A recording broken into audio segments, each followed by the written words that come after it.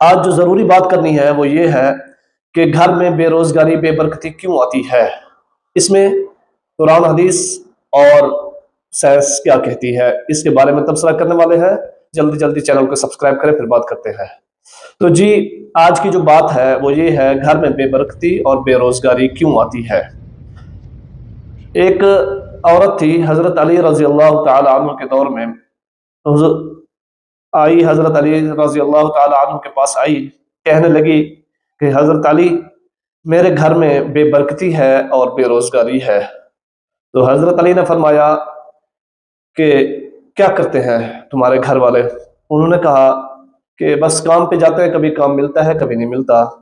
تو اس کے بعد بے برکتی زیادہ ہے اور گھر میں برکت ہے ہی نہیں۔ تو آگے حضرت علی رضی اللہ تعالی عنہ فرماتے ہیں کہ مجھے یہ بتائیں کہ آپ جس ٹائم رات کو سوتے ہیں، گھر کے برتن جس میں کھانا کھایا ہے وہ دھو کے رکھے ہیں یا بنا دھوئے رکھے ہیں؟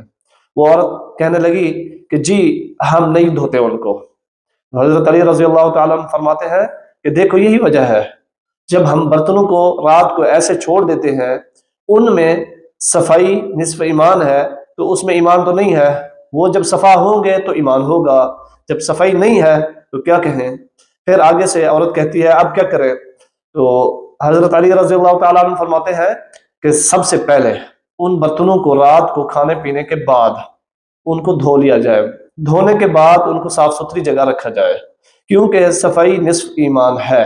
ٹھیک ہے، تو صفائی نہیں ہوگی تو ایمان کیسے آئے گا؟ ایمان نہیں ہوگا تو نماز نہیں ہوگی، نماز نہیں ہوگی تو برکت کدھر سے آئے گی؟ یہ ساری چیزیں سوچنے کی ہیں۔